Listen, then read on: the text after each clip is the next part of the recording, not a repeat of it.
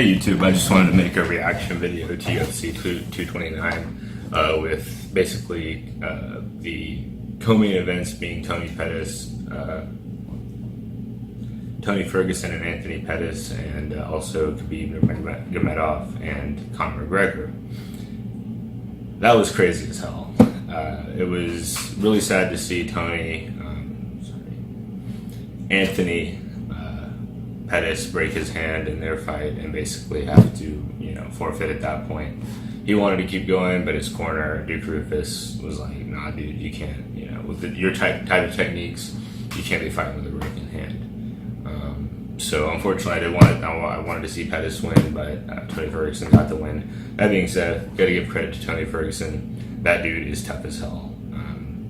His pace was incredible. It's rare to see somebody put that much pressure on an opponent, even at 155, which isn't the biggest weight class. I know they cut down from quite a bit more than that, but still, really great fight by both guys. Fortunately, their event is going to be overshadowed by the shit show that happened after the McGregor-Nurmagomedov fight, where Khabib jumped out of the octagon after choking Conor out and basically tried to fight Dylan Dennis. I'm actually going to defend Khabib here. A lot of people are going to be, calling for his head and talking about disqualification and suspension and all that, and I understand that he's got contractual obligations to the UFC to make the organization look professional and regulated and not just crude and disgusting, basically. So on that end, I can understand why the UFC is really frustrated with him in terms of contracts. At the same time, everybody is already forgetting the fact that Conor, attacked a bus he was on, hurt multiple people, and arguably tried to have some kind of psychological attack on Khabib, way before this fight ever happened. And it's really frustrating that people are not. I recognize that wasn't directly after a fight, and I didn't actually hurt Khabib, but I think it's ridiculous to pretend like Conor is like, oh, well, he didn't do anything, at UFC 229, so he's not a bad guy, he's a good guy. Conor has tons of flaws, he's an asshole, he's a villain, he's really talented, works really hard, but he's been known for a long time to say offensive, sort of trolling type things, and that doesn't justify Dylan Dennis getting attacked, and that doesn't justify Conor getting attacked by one of Khabib's teammates. But at the same time, for some reason, I feel like people would be more willing to sweep it under the bus if it was Conor if it weren't for Conor's prior attack. And I think it's bullshit that they're going to sweep that under the rug and they're going to act like Khabib is this major asshole. I think what he did was wrong.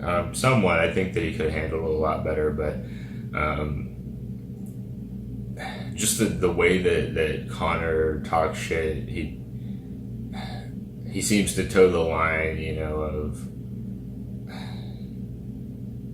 punching below the belt, for lack of a better term. If you try to bring somebody's religion into it, like trying to push alcohol on a Muslim person, that's a serious offense. And there's other religions, where if you tried to push something like that, they would be offended too. And you're talking about somebody that fights for a living.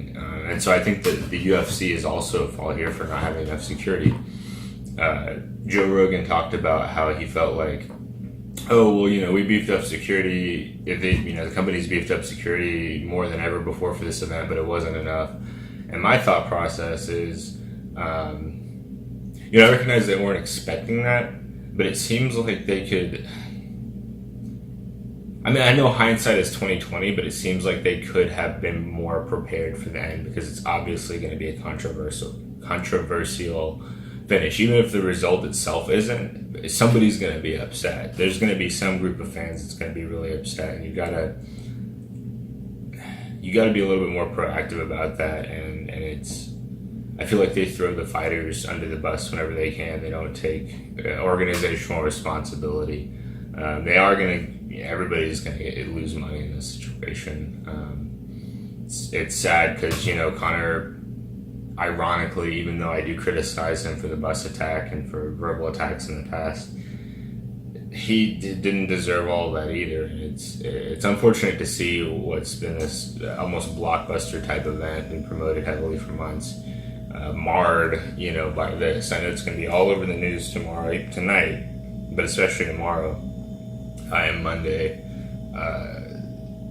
Not to mention, they're talking about how tonight in Las Vegas is going to be pretty dangerous. There's going to be fighting, and people are going to be upset, to say the least. And people are throwing bottles at Khabib when he was on his way out of the arena. So I'm going to cut out for now. I'm going to watch the press conference, but I'd like to make a part 2. We'll see what happens. Thank you for watching.